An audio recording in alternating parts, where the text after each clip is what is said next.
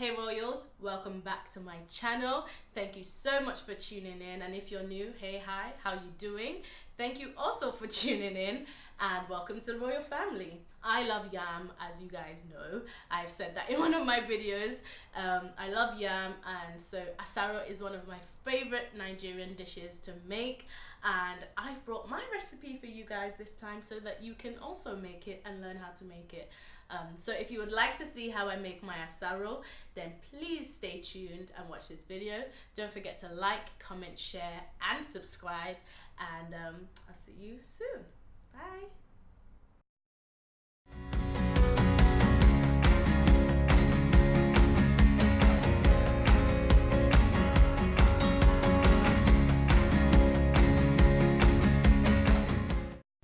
So you'll be needing 3 bell peppers, 3 tomatoes, I'm using quite large ones, some chilies, as many as you can tolerate, and an onion. I'm using quite a large one, so you may want to use 2 medium-sized onions. Some crayfish, dried crayfish, this is optional, but trust me, it makes it taste delicious. Some Maggi seasoning cubes, this is definitely essential. Some salt, and also some sugar. I like to use sugar and salt in my yam. Some palm oil, and also some regular vegetable oil. Here I'm using grapeseed oil. You also of course need the yam, that's pretty essential. Sorry that my big ass face keeps coming in the frame, guys, forgive me. I don't think I set up my camera very well here, but anyway, we're gonna start by cutting our yam in half because, okay, let's face it, I'm not gonna eat the whole yam, so I'm gonna cut it in half, but if you're cooking for a lot of people, you can use the whole tuber. Just adjust the recipe to cater for that. So I'm going to cut the yam in slices because it's easy to work with, and I don't know, because how else would you cut yam? But yeah, cut your yam and take off the end. You don't need the end, it's going to make your dish sour. And then peeling my yam, and basically this is just to take off the skin, and then I'm going to place it in the bowl over there as you see me doing, and I'm going to give the yam a rinse in the bowl.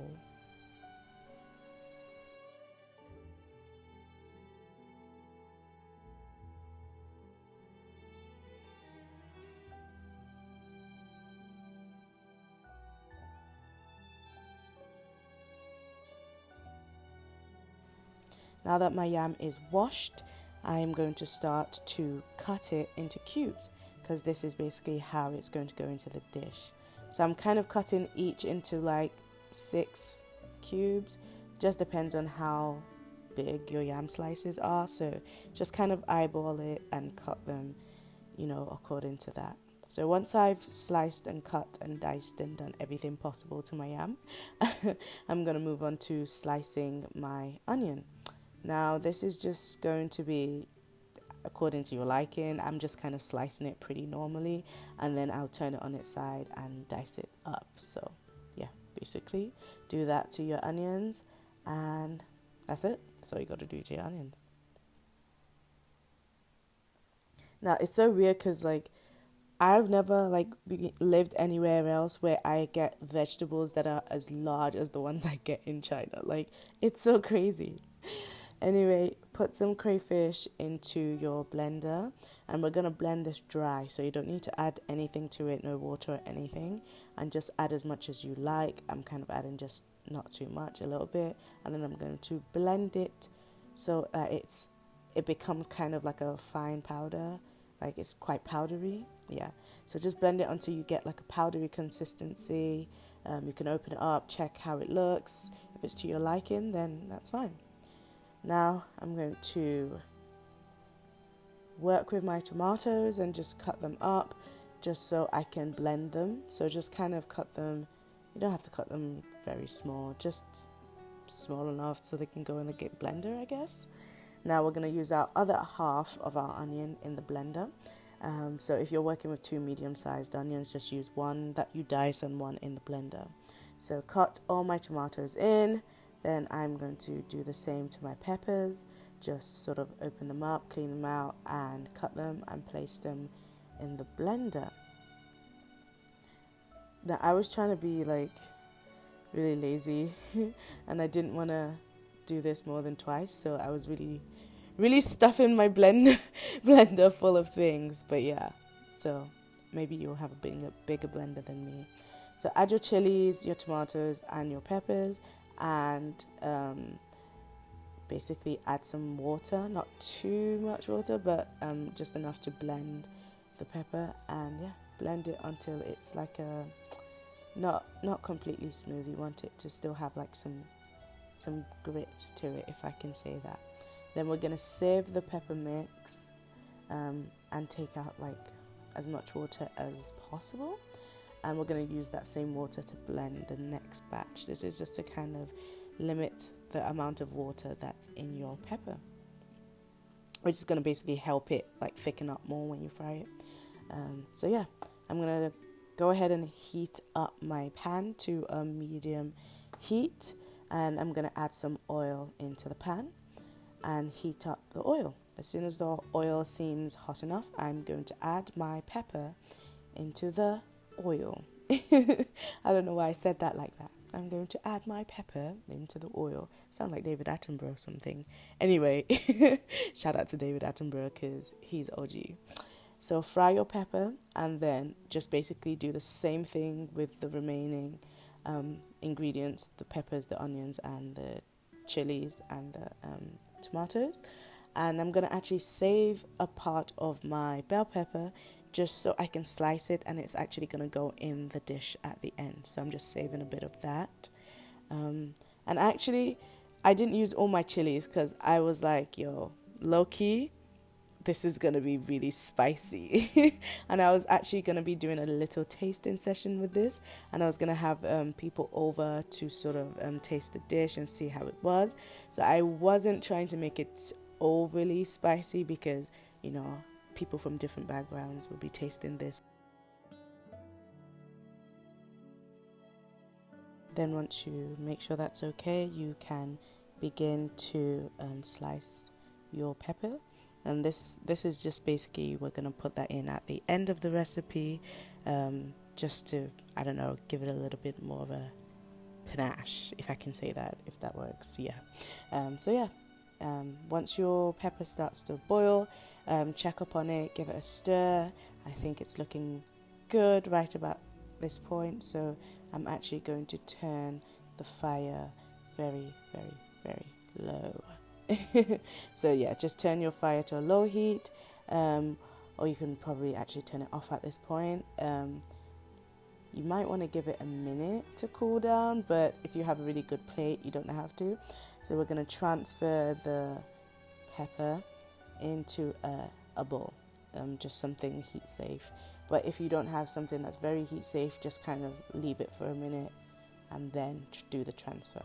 So I just gave my pan a quick wash, and then I'm actually mixing 2 oils. So I'm mixing my palm oil with my vegetable oil, my grapeseed oil, and then I'm going to heat it and add my diced onions into it.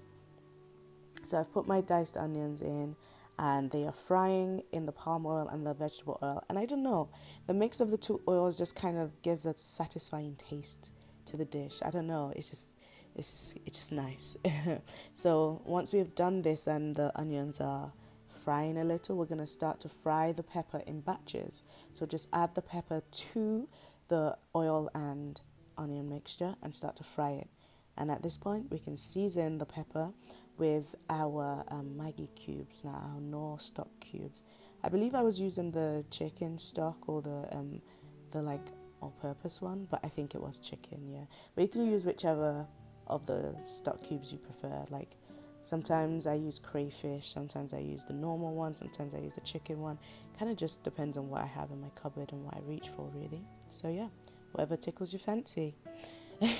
So yeah, season your pepper with your Maggi stock cubes. I've used 3 in this case, I believe, because it is quite a lot of pepper.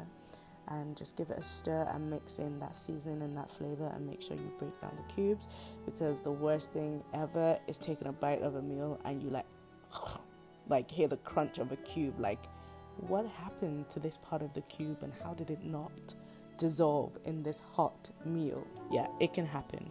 So basically just make sure that you've given everything a good stir and a good mix so you don't have any random pieces of Maggi in your food.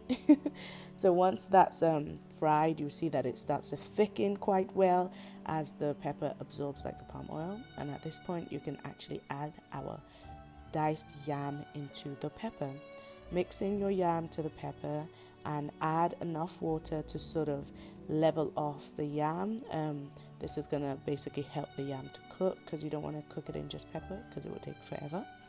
And then we're going to add enough sugar to make everything nice and sweet.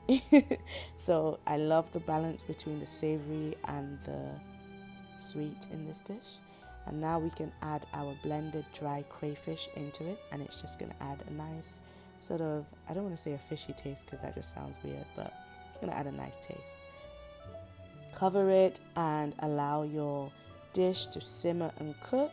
I actually ended up transferring the pot into a deeper one, and then you're able to just add your sliced peppers, the fresh ones that we kept to the side, and give everything a mix. I kind of use my spoon to mash the yam a little just to get some of it like soft, and then that's it. Your dish is ready to be served once it's fully cooked. So that's it. Just allow your dish to simmer and cook for some minutes, and once it's done, it's ready to be served. So that's it, guys. Thank you so much for watching this video. I do hope you enjoyed this recipe. Let me know if you do try it out, and I hope it tastes delicious. So feed your friends, feed your family, feed the homeless, and enjoy your meal. Until next time, stay royal.